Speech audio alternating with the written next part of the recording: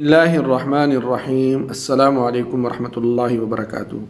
گفتگو اور بات کرنے کے 3 ایسے اصول جو آپ کو اللہ کے بھی قریب کر دیں اور بندوں میں بھی محبوب بنا دیں۔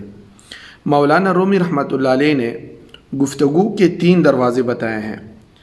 مولانا رومی رحمۃ اللہ علیہ فرماتے ہیں کہ آپ کا کلام جب تک ان 3 دروازوں سے گزر نہ جائے آپ اس وقت تک اپنا منہ نہ کھولیں۔ آپ اپنی گفتگو کو سب سے پہلے سچ کے دروازے سے گزاریں۔ آپ اپنے آپ سے پوچھیں کہ آپ جو بولنے لگے ہیں کیا وہ سچ ہے؟ اگر اس کا جواب ہاں آئے تو پھر آپ اس کے بعد اپنے کلام کو اہمیت کے دروازے سے گزاریں۔ اپنے آپ سے پوچھیں آپ جو کہنے جا رہے ہیں کیا وہ ضروری بھی ہے؟ اگر جواب ہاں آئے تو اس کے بعد اپنے کلام کو مہربانی کے دروازے سے گزاریں اور اپنے آپ سے پوچھیں کہ کیا آپ کے الفاظ نرم اور لہجہ مہربان ہیں؟ اگر لفظ نرم اور لہجہ مہربان نہ ہوں تو آپ خاموشی اختیار کریں، خواہ آپ کے سینے میں کتنا ہی بڑا سچ کیوں نہ ہو اور آپ کا کلام خواہ کتنا ہی ضروری کیوں نہ ہو۔ مولانا رومی رحمۃ اللہ علیہ کی ذات میں یہ تینوں دروازے حضرت شمس تبریز رحمۃ اللہ علیہ نے کھولے تھے۔ شاید یہی وجہ ہے کہ مولانا نے حضرت شمس تبریز سے ملاقات کے بعد کبھی بھی کوئی ایسا لفظ منہ سے نہیں نکالا جو نرم نہ ہو، جو ضروری نہ ہو اور جو سچ نہ ہو۔ اب اگر ان 3 اصول کو اور ان 3 چیزوں کو سوچا جائے تو یہ قرآن پاک کے احکامات، اللہ کے احکامات اور نبی کی صلی اللہ علیہ وسلم کی زندگی کا خلاصہ ہے۔ مولانا رومی رحمۃ اللہ علیہ فرمایا کہ آپ اس وقت تک نہ بولیں کہ جب تک آپ نے آپ کو یقین نہ دلائے کہ میں جو بول رہا ہوں سچ ہو۔ اللہ تعالیٰ فرماتے ہیں یا ایھا الذین آمنوا اتقوا اللہ وکونوا مع الصادقین، کہ ایمان والو اللہ سے ڈرتے رہو اور سچے بنو اور سچوں کے ساتھ رہو۔ اور پھر ہم یہ بھی جانتے ہیں کہ جھوٹ بولنے والوں پر اللہ تعالیٰ کی لعنت ہوتی ہے، لعنت اللہ علی الکاذبین۔ اسی طرح ہم جو بات کہنے جا رہے ہیں کیا وہ ضروری بھی ہے؟ ہر بات جو ہم کہتے ہیں چاہے وہ اچھی ہو یا بری ہو، ہمارے فرشتے ان کو لکھتے ہیں۔ ما یلفظ من قول الا لدیہ رقیب عتید۔ ہر انسان کے پاس جو ہے فرشتے بیٹھے ہوتے ہیں اور وہ جو بھی لفظ بول رہا ہوتا ہے وہ لکھا جاتا ہے اور اس کا حساب اور دینا پڑتا ہے اللہ تعالیٰ کے ہاں۔ اب دیکھیں اگر ہم جو بات کر رہے ہیں وہ نہ دنیاوی فائدہ رکھتا ہے نہ اخروی فائدہ رکھتا ہے تو اس سے تو خاموش رہنا ہی بہتر ہے۔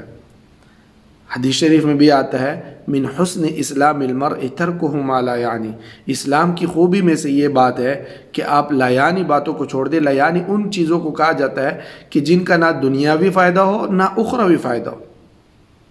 اور پھر اسی طرح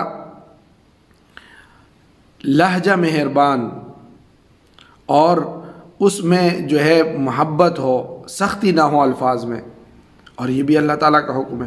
حضرت موسیٰ علیہ السلام اور حضرت ہارون علیہ السلام کو جب اللہ رب العزت نے فرعون کے پاس بھیجا، ایک سرکش کے پاس بھیجا جس نے خدائی کا دعویٰ کیا اور یہ کہا انا ربکم الاعلی، سب سے بڑا رب تمہارا میں ہی ہوں، نعوذ باللہ۔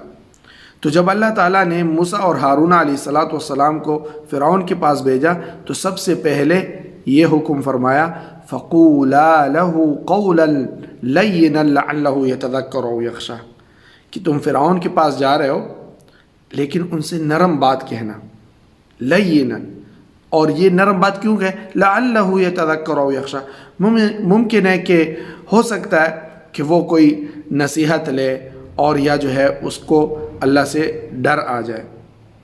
تو نرم بات دل میں جگہ کرتی ہے جبکہ سخت بات دل کو توڑتی ہے۔ ایک عربی شاعر فرماتے ہیں جرحات السنان لها التیاب ولا یلتام ما جرح اللسان، زبان کی زخم کبھی ہرا نہیں بھرتا، ہرا رہتا ہے، جبکہ تیر اور تلوار کا زخم بھر جاتا ہے۔ تو اپنی زبان سے کسی کو نہ کاٹے۔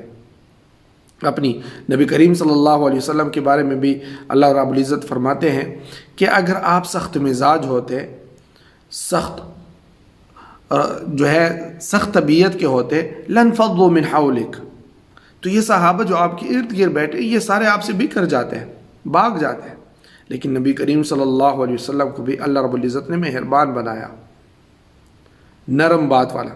نرمی سے جو دل فتح ہوتے ہیں وہ سختی سے فتح نہیں ہوتے۔ تو اپنی زبان، اپنی بات اور اس کی ضرورت اور اہمیت کو جانیے، ورنہ خاموشی ہی بہتر ہے۔ اور پھر حدیث میں بھی آتا ہے کہ من سکت نجا، جو خاموش رہا اس نے نجات پائی۔ تو جب ہم نے ہر الفاظ کی، ہر لفظ کی اللہ کو حساب دینا ہے اور وہ ہمارا لکھا جانے والا ہے، تو اس سے تو خاموشی بہتر ہے کہ نہ کچھ کمایا نہ کچھ گیا۔ اللہ رب العزت ہمیں سمجھنے کی توفیق نصیب فرمائے اور عمل کرنے کی توفیق نصیب فرمائے۔ والسلام علیکم ورحمۃ اللہ وبرکاتہ۔ دوستو، صادق ٹی وی کو سبسکرائب کرنا مت بھولیے، ویڈیو کو لائک کریں، شیئر کریں اور کمنٹ سیکشن میں اپنے رائے کا اظہار ضرور کریں۔